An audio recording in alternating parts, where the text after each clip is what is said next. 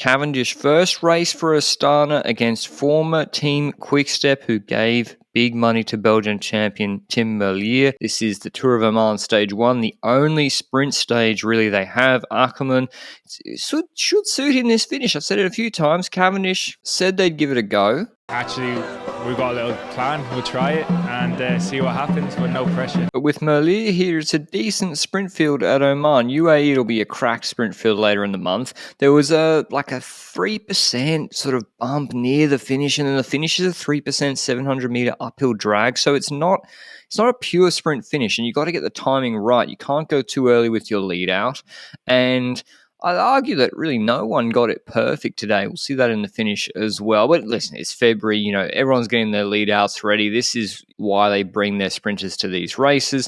Break went with Alvarez, Alraib, and Meijers. 3 would fight it out. Biermans won Muscat Classic yesterday, and Quickstep and Astana took responsibility for chasing the breakaway. Everyone got to sit in. Pretty cruisy day, I think, in the wheels around Oman. But I noticed this. Cherney, I think it is, getting furious with Manuele Boaro. I think he shouted at him to pull through because he's like the engine that pulls the breakaway back, Cherney, and Boaro wasn't pulling through. But Boaro is kind of saying to him, chill out, dude. The breakaway's right there. Anyway, that was funny. Just some, race dynamics you might not always see. Only at the Tour you might see it where it's always televised. There was a steeper climb further away from the finish, but no one really attacked in the main bunch. It was a block for the sprinters teams. Intermarché got Arnaud Marit, who they've signed, Max Kanter for Movistar, and when we saw Astana pushing on the descent into town, we knew that meant Cav was there. So Alvarez and Alraib were caught. Still Cherney, I think, plugging away as they got into town, and then Meijers was the last rider, the Dutch rider on Terengu, I think it is, Polygon, caught from the breakaway. He's won Tour of China one before, but let's see how this Astana train would go, though.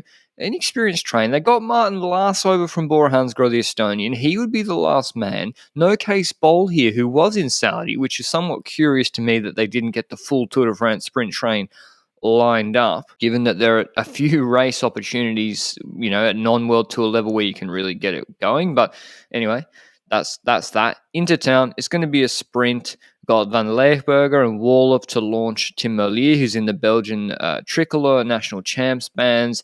As you deserve, I don't really know who they're going for, but anyway, this is after the climb, so they weren't pacing it to reduce it for Vendrame. They were pacing. But to be honest, the Astana train, I got to admit, it was better than I thought it would be. It actually was. This is into the Flamme Rouge. I thought they got stuffed by the uphill drag. Maybe it could have been okay if it had been flat, but, would have, should have, could have. Everyone knew that it was uphill before the stage. But anyway, it's okay. Renat, they got Martin Lass ahead of Cav, who's in the British National Champs jersey, about third wheel, which is a little bit forward for this stage of the race. You can't even see Merlier in shot right now. You can see his lead out. There's no Merlier. UAE back in the wheels. It's probably a little bit forward, and that does eventually cost them when they're swarmed later in the race. And it's a decent road surface, so it is fast. But Alexis Renard, he's leading out for Axel Zangel, young talented French rider on Cofidis, and he let out Coquard on that Welunga finish where Coquard took his first World Tour race back in January, just under a month ago, and he saves Astana's lead out a little bit, or maybe he cooks them. But I think he kind of helped because he kept them in the wheels for a little bit longer, but then Quickstep comes up late and fast, which has just been a feature of lead-outs the last little while effectively. Bora were doing it really well, particularly in UAE last year. They bring them up late and fast. Cav's already looking, and once they're coming up with speed like that, unless Martin Lass is, the greatest lead out of all time or one of the best two in the world, he's not going to be able to kick and beat that momentum to a spot. So Cav, he's got an option here and he sees him. He could jump on Merlier's wheel aggressively. Even if there is someone there, I mean, you can go side by side, get on that wheel. And Merlier, to be honest, is the big favourite for the stage. So that's option A. He doesn't. He kind of hesitates a little bit, and then Renard coming back forces him right. And then at this stage as well, we've got UAE coming on the right-hand side, leading out Ackermann.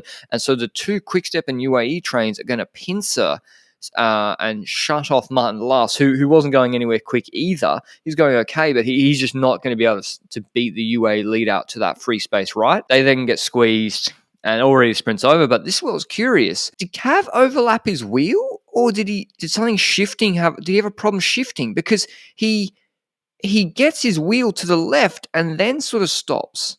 when he has his wheel to the left of Lars, he wasn't overlapped. That's what doesn't. I've watched this now 50 times and I can't figure out exactly what happens. Maybe just there wasn't the space. He didn't want to shoot the gap. I don't know.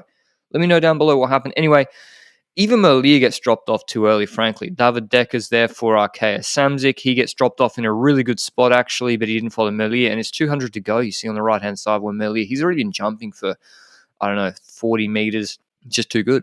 Ackerman did get let out into a good spot. He was in Merlier's draft. He's just not in good shape. He was sick in Saudi Tour, and Merlier rocks the baby. Just had a child recently and knew that celebration was coming. Good win for him. Nice place for David Decker. Just moved to Arkea 2nd, along with Bjermans. He recently moved there and he won at Muscat Classic. But Merlier, this is why he got signed, to get runs on the board, to just win a lot of races. Here's what he had to say after the stage. Heat was terrible today. That's not something you like. Yeah, no, it's true. I was a bit angry in the end of it, but it was quite okay. Yeah. You put the puzzle together beautifully.